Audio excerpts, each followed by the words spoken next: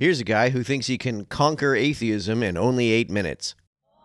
إني ألقى الإيناس في صومي وصلاتي ودعائي للرحمن وجميع الطاعات. Now the Quran asks a very simple question. In chapter number 52, verse number 35 of the Quran, it says, أَمْ خُلِقُوا مِنْ غَيْرِ شَيْءٍ أَمْ هُمُ الْخَالِقُونَ. Were they created from nothing, or were they themselves the creators of themselves? Neither. That's a false dichotomy. I don't believe that we were created at all. Any theist should be able to recognize that this is a false dichotomy because they don't believe that either of those options apply to God.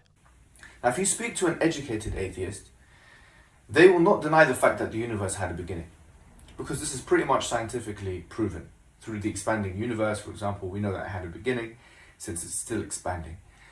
However, when you start speaking to them about what happened before the universe, this is when you get an unsure answer. I'll give you a sure answer. There's no such thing as before the universe. The universe is the space-time continuum. It includes all of time. Asking what happened before the universe is effectively the same as asking what happened before time. Before is a temporal orientation, so there can be no such thing as before time itself. The idea that something could have occurred before the universe is a contradiction. They'll say, we don't know. And this is the first point of contention. That's not what I said. I effectively said that the question is incoherent. Asking what happened before the Big Bang is like asking what's north of the North Pole. If they don't know, then why do they call themselves atheists? I call myself an atheist because I do know that the notion of God is nonsensical. Since that word means without God. And agnostic, which is a better word, means without knowledge, because it comes from the two Greek words, without meaning without, and gnostos meaning knowledge, meaning without knowledge. Moving on now. If you really want to stop an atheist in his tracks, all you really require is one deductive argument. And deduction has always been part of the scientific method and maths. Well, the scientific method, when applied to the empirical sciences, is inductive rather than deductive. I don't know how you could use deduction when applying the scientific method to something like cosmology. And thus, it's really the strongest kind of logical argument. Now, the argument goes like this. That everything, number one, everything that begins to exist has a cause. False premise. Time itself began to exist, and it is altogether nonsensical to say that time had a cause. To cause a thing to exist means to produce a change from a time when that thing does not exist to a time when it does. Since there was obviously never a time when time did not exist, no such change could ever have taken place. It's also impossible to cause something to exist at a time when it already exists. Time cannot have a cause. Since the universe is the space-time continuum, the universe could not have had a cause. Let me say that one more time. Everything that begins to exist has a cause. And number two, that the universe began to exist, as we've just mentioned. Three logically follows, which is the universe therefore has a cause. That's a valid modus ponens, but because the first premise is false, it is not a sound argument. Now, the question is, what kind of cause is this? Because if we say that that cause had a cause, and that cause had a cause, and that cause had a cause, and we go regressively infinitely backward, then we would have an infinitely regressive line. I don't believe that the universe had a cause, but even if it did, an infinite regress of causes would not be impossible. As Bertrand Russell said, there's no logical problem with a series that has no first term. Thus, it's completely appropriate and completely necessary for that cause to be uncaused. No, it isn't, but even if that were the case, the universe itself is necessarily uncaused. To have no beginning, and to have the knowledge and creative capacity to change the situation. Why would a cause need to have knowledge? Clouds cause raindrops to exist. They clearly don't require knowledge in order to do so. So, the only way an atheist can really destroy this argument is by destroying one of the two premises. Just like I destroyed the first one. One, which is that that everything that begins to exist has a cause. they can try and prove that. But then have to show why and how things don't come into existence, popping into existence on a day-to-day basis. They won't be able to show you this scientifically or empirically. No, I don't have to show that, because not all beginnings entail popping into existence. The universe had a beginning in the sense that it has only existed for a finite amount of time, but popping into existence would entail a change from a time when the universe was not in existence to a time when the universe was in existence. Since the universe is the space-time continuum, there was never a time in the 13.7 billion years that time has existed that the universe has not existed. Something can't pop into existence if there was never a time when it wasn't already in existence. The other premise is that the universe began to exist, and as we said, science pretty much confirms this reality. Now, this really, I'll leave it open for the atheist. Try and break down this logical argument. Try and break it down. I tried and succeeded.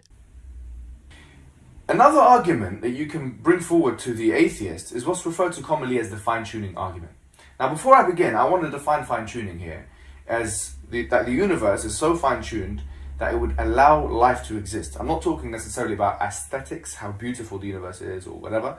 I'm talking about this particular definition, that it allows life, any kind of life, to exist anywhere in the universe. Yeah?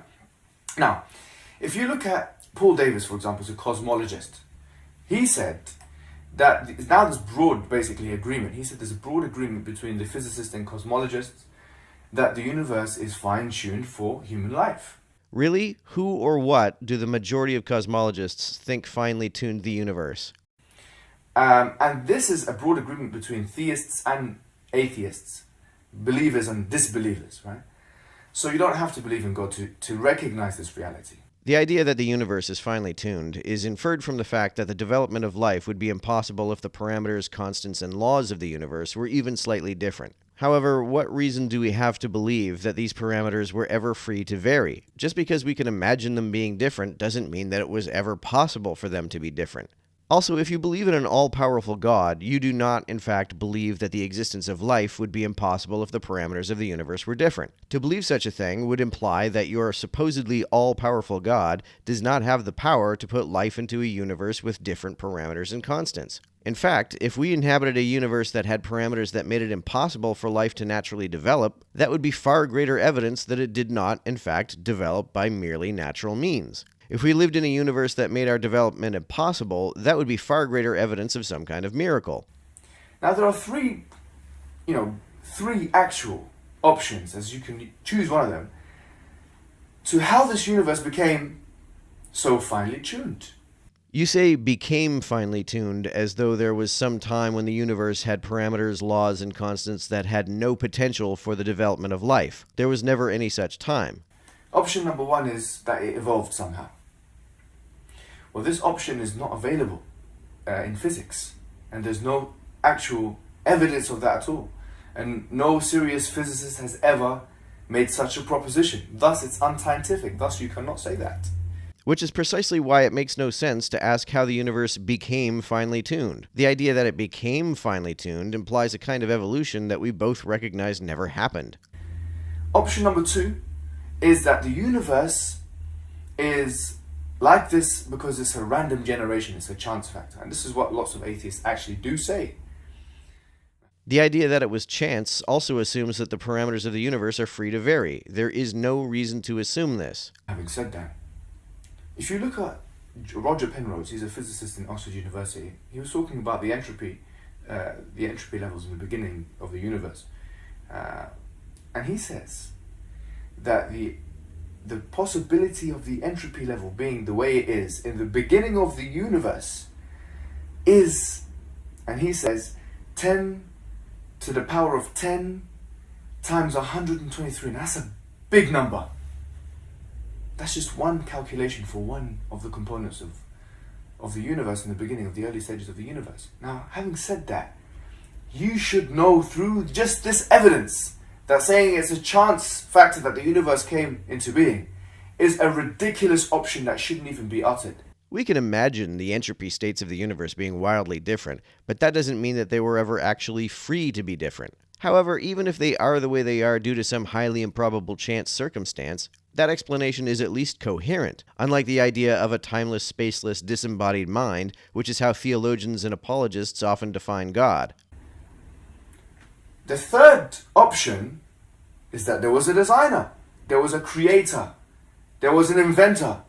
This makes more sense, doesn't it?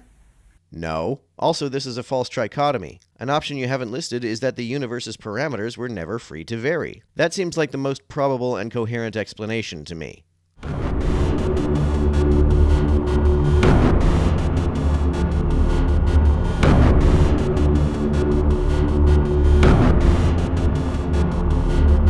To everyone who helps me out on Patreon, you're a big help. Thanks so much.